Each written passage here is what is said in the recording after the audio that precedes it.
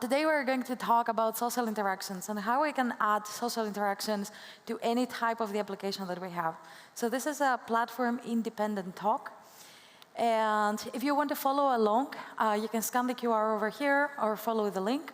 I will also show it at the end of the presentation. Save your phones. All right.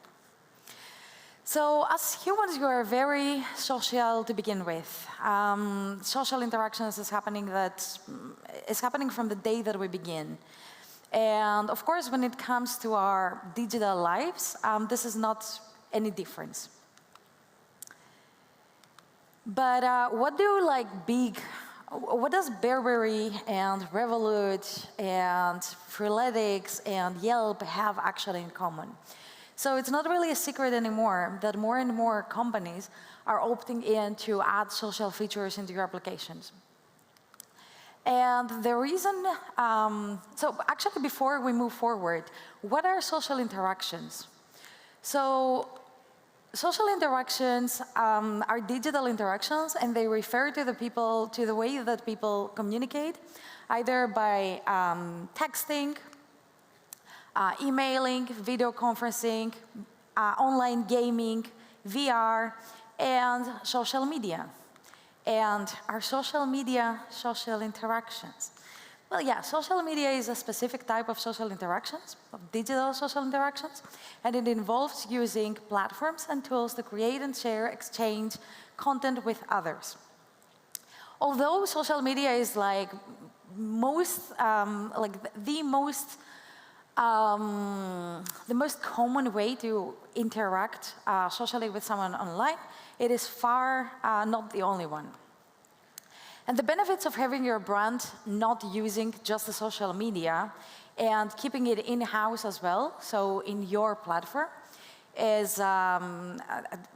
are very, so it's very important for you to be on the social media, but it's also much more important, and we will see why, to also have a social interactions into your own application. And to begin with, it's very nice when you create brand awareness into the social media, but also you cannot put your community's success into someone else's business model. And the reason for that is because sometimes companies go downhill, and because other times their APIs go downhill. So if you just say that, oh, okay, I'm just going to use like someone else's APIs or someone else's platform for me to build my community and for me to create all my social interactions over there, this is fine, but you still don't own the data.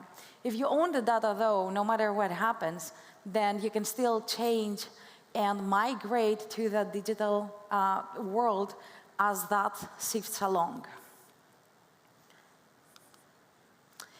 So the benefits of adding social interactions into your application is basically to empower your community and to maximize their results. And let's check about the retention rates. So this is like the global average for the retention rates for the applications.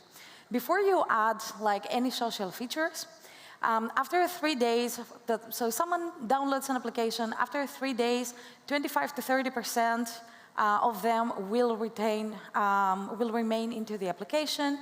Then it's going to be after 7 days, it's only going to be 10 to 15% that will go back to your application. And by the end of the month, it's only a little less than 5%. But if you do have social features into your application, those numbers actually skyrocket. So instead of just having like the 25 to 30%, you go to 40 to 50. And then after 7 days, those retention rates actually stay extremely high, considering the ones without the social features. So they go to 25 to 30%, and even after a month, instead of having less than 5%, it goes all the way up to 20%. And the numbers that we see over here that are like the global average actually are in agreement with the numbers that we see from our clients. So these are some of the stats that we saw from our clients. The increase is about 40% into the retention rates. It's more than 2.8% in the daily active user of the platforms. It increases the revenue. It increases the user experience and how happy your users can be. It increases the user engagement and also the organic user acquisition. One of the latest stats that we got, and it was actually one of the most impressive ones that we had as well, it's one of our clients. It's called Edamama. It's an app for new parents. So anything that a new parent can want, they can find it over there. They didn't have any social features though. So the monthly sessions, or like how many times a user would open the application, was around 3 per month. After they've added those social interactions, that went all the way up to 20. And that is about a 567% increase into the monthly sessions, or how many times your user comes back to your application every month. So let's see the features. We've categorized all of the social interaction, or all of the features that you can add into your application into 3 main categories. The first one, we call it a social SDK. So it includes feeds, it includes likes, comments, any of those interactions. And then we have the chat SDK. So chats, live chats, one-to-ones or groups. And finally, we have video. So Instagram-like stories, video streaming, anything that you can imagine with videos. And there is no strict way to categorize applications, that is for sure. And one application, if we try to put them into buckets, doesn't mean that it's going to be only in one bucket and it can be in another one. But just for simplifying the whole session, we decided to categorize this in 5 main categories. So first we have the utility apps, then we have the productivity apps, then we have the social media and communication applications, we have the lifestyle or entertainment, and finally we have e-commerce applications. So for the communication, the social media, I don't think that there is a lot to say. Obviously, any feature would be good for any communication / social media application, depending on what your user scenarios are. But let's go to the utility. Utility apps serve a very specific purpose, and they help users to perform tasks. That would include camera and gallery applications, weather applications, or navigation applications. And I think that Google Maps and Google Photos are the perfect example of how adding social features not only improves your application, but it completely shapes it. So Google Photos, for instance, that is a utility application, still has the sharing and the likes and the comments and the groups and all of this. So what are the top features that we can actually add into a utility application? So let's say that I have a utility application. What would be the best features that I can add over there? Well, according to what we've seen with our clients and with the use cases that we have seen so far, in the 3rd place, we would have the private groups. Going back to the Google Photos example, you can create groups, and especially utility apps are very personal.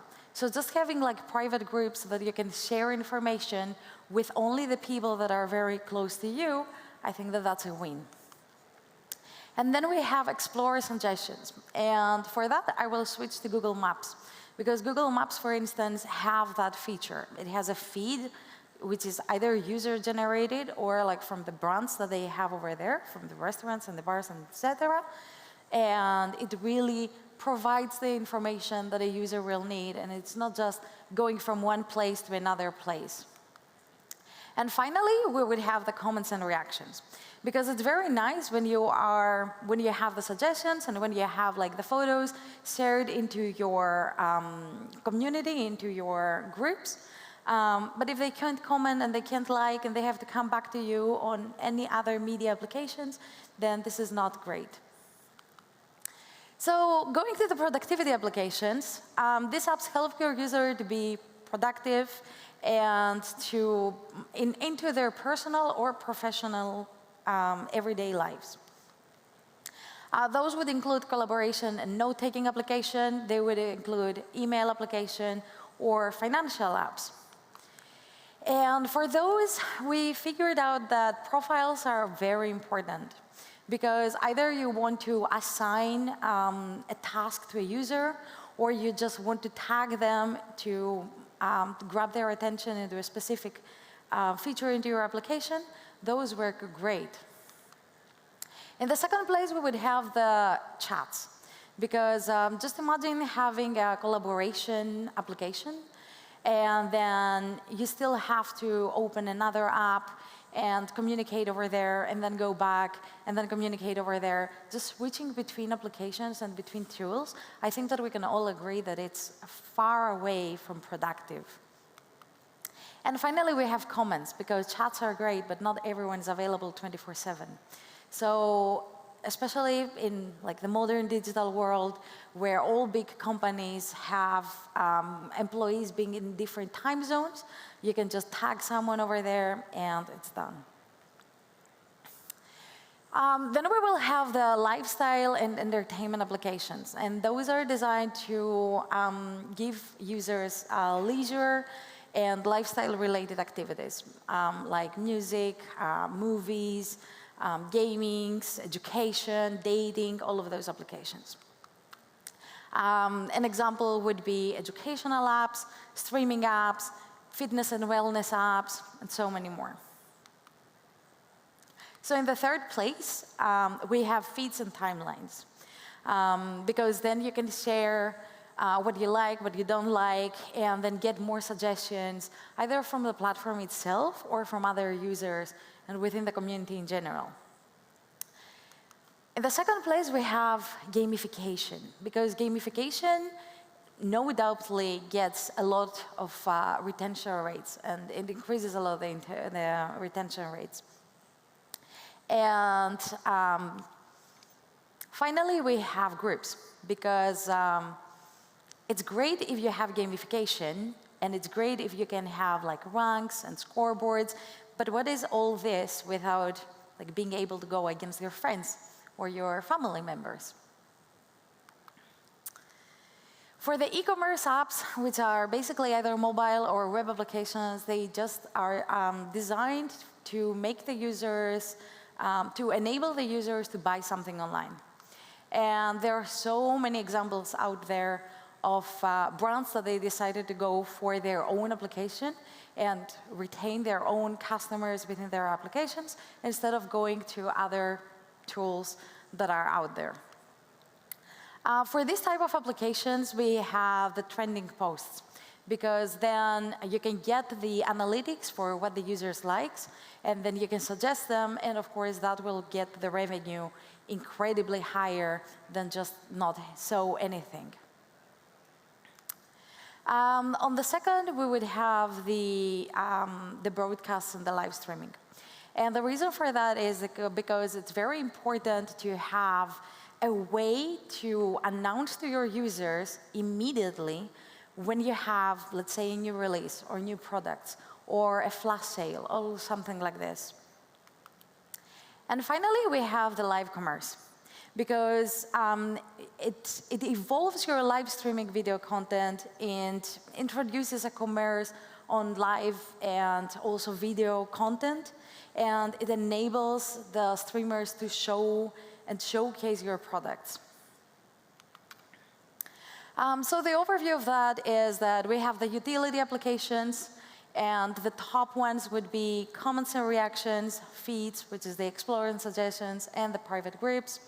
For the productivity, we have comments, one-to-one, in general chats and profiles. For the lifestyle, we would have groups, gamifications, and again, feeds. And finally, for the e-commerce, we have the live commerce, the live streaming, and finally, the posts. So thank you very much for joining, and I will be getting any questions. I think that we have like 2 minutes.